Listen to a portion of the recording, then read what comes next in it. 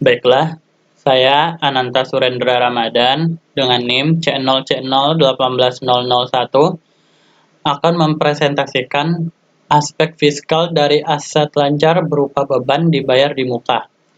Dengan mata kuliah Akuntansi Perpajakan, dosen pengampu Bapak Wirmi Eka Putra dan Bapak Gandhi Wahyu Maulana Zulma. Yang pertama, konsep pencatatan akuntansi biaya dibayar di muka.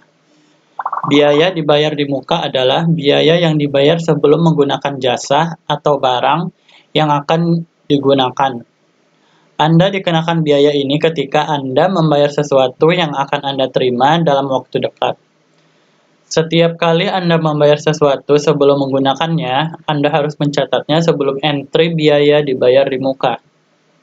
Selanjutnya, hal-hal biaya dibayar di muka. Yang pertama, sewa. Membayar ruang komersial sebelum menggunakannya. Yang kedua, polis asuransi bisnis kecil. Yang ketiga, peralatan yang Anda bayar sebelum digunakan. Yang keempat, gaji, kecuali jika Anda menunggak gaji. Yang kelima, taksiran pajak. Yang keenam, beberapa tagihan utilitas. Dan yang ketujuh, beban bunga. Selanjutnya, entry jurnal dibayar di muka.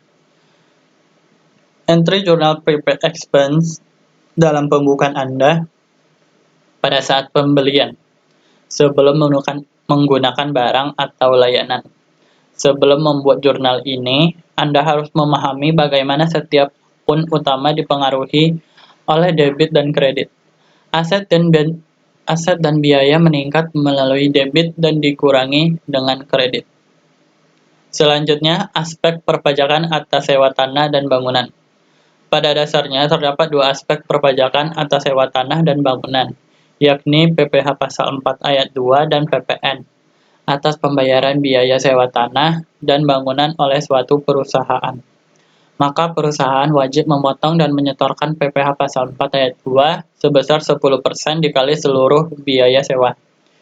Pihak penyewa pun wajib memberikan bukti pemotongan PPh Pasal 4 Ayat 2 ke pemilik tanah dan bangunan tersebut. Sedangkan pemilik tanah dan bangunan wajib menerbitkan faktur pajak atas pungutan PPN 10% dikali seluruh biaya sewa atas transaksi sewa tersebut. Selanjutnya, pengertian Jurnal PPh Pasal 23. Jurnal PPh 23 adalah pencatatan potongan pajak atas penghasilan Pasal 23, PPh 23, yang diterima atau diperoleh wajib pajak dalam negeri dan bentuk usaha tetap yang berasal dari modal, penyerahan jasa, atau penyelenggaraan kegiatan selain yang telah dipotong PPh Pasal 21 maksud saya. Itulah presentasi dari saya, kurang lebihnya mohon maaf. Saya ucapkan terima kasih.